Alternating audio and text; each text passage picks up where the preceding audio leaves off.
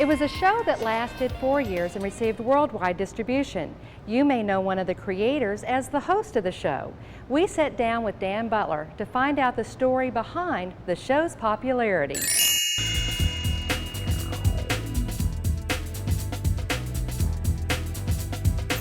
You'd never know that one of the creators of a worldwide television show lives in this quaint, unassuming residence.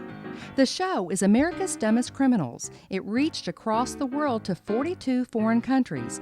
Dan Butler, a writer for America's Dumbest Criminals, was one of the creators who came up with the idea for the show after working on a video project. Like 4 of us, I guess, put our heads together and came up with about 25 different ideas. And because America's Most Wanted was one of the hit shows at the moment, we put in there, hey, what about America's Least Wanted? And we started out that way, and we were going to make up dumb criminal stories. And he picked that idea out of all 25. And so we said, well, all right, we need a cop to co-host it. So we had a casting call with cops. When they began interviewing cops for their casting call, they discovered something. They began to tell us real stories that were much funnier than the stuff that we were going to make up. And we said, wait a minute, we don't have to work so hard if we just go interview the cops and ask them. They'll tell us, and then we just have to write it down. Dan stumbled across their first story from an article in the newspaper. A guy came into a hot stop and gave the clerk a $20 bill and said, could you change this for me? And she took the 20 and opened the cash drawer, and the guy pulled a gun and said, give me the cash drawer. And she said, but he said, give me the cash drawer, I'll shoot. So she gave him the cash drawer and he ran out. Well, what she was trying to tell him was that it had just been shift change and there was only $11 in the cash drawer and she was still holding his 20. So he lost $9 in the robbery. And it was just so refreshing to hear about a crime where the guy had actually lost money. And there was just this incredible wealth of funny stories. Then they got an offer to write a book. We listened to the tape and write it down. It's a book. So we did a book. We did the 100 stories. And they put out the book, and they were going to print like 10,000, I think, for the initial printing, because it wasn't a show, and it was a home video, and the home video wasn't even out.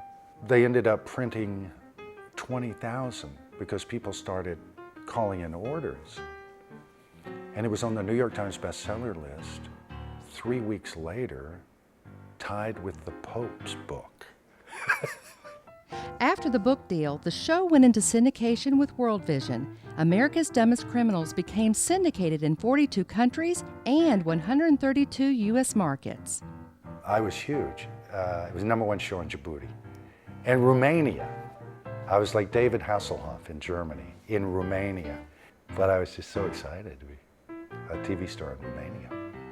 From the beginning, Dan made sure there was a moral message to the show. We went through a big period of struggling with, could this possibly be a bad thing? Will people watch this show and learn how not to screw up when committing a crime? Because I had 2 sons at the time, can my children watch this? It was right during the O.J. Simpson trial and Hugh Grant getting busted for prostitution and Senator Packwood getting busted for something. And it was all these people getting off. They were caught doing something horrible, and they were getting away with it. But our book, nobody got away with anything, and they all caught themselves. Dan also found that people used America's Dumbest Criminals to teach about the negative results of crime. One of the best things that happened out of it, really, was a woman in Southern California, near the big prison there, and I forget the name now, but it's one of the major prisons in California.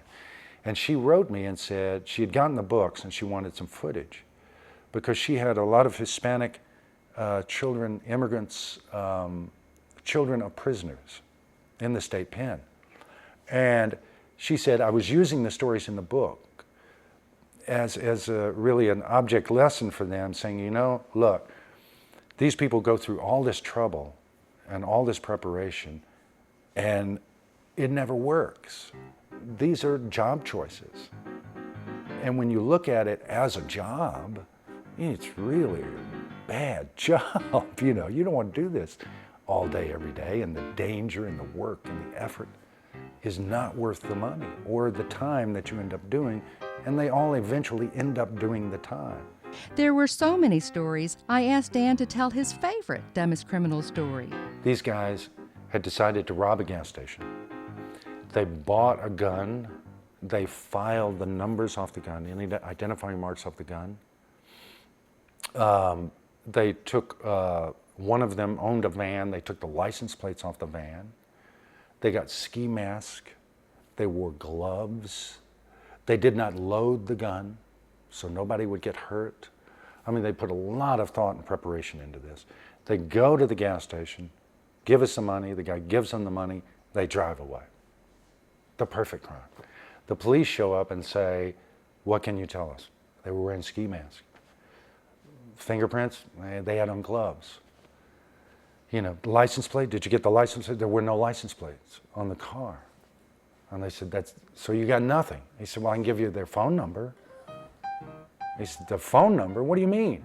He said, well, there was a little sign in the back window of the van that said, for sale, and it had a phone number. and I wrote down the phone number. So the cops called the phone number and said, hey, you got a van for sale? And they said, yeah. And he's thinking, well, I won't come by. Can I drive it? And he said, yeah, come on by. And the police went undercover and went and drove the van and then just drove him right to jail. And that was just unbelievable. For sale.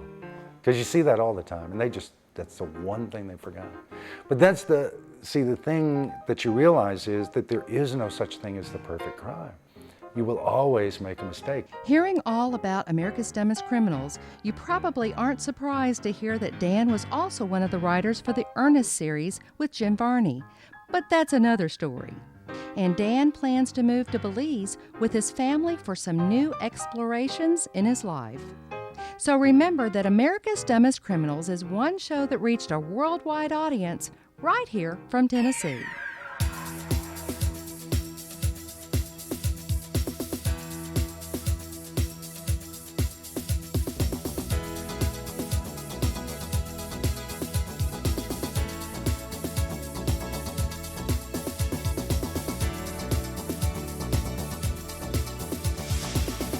Dan was also the face of a Purity Dairy commercial called The Talking Scale. Now, you probably won't recognize him, but we do have a photo posted on our website at TennesseeTreasures.net. We also have more background information.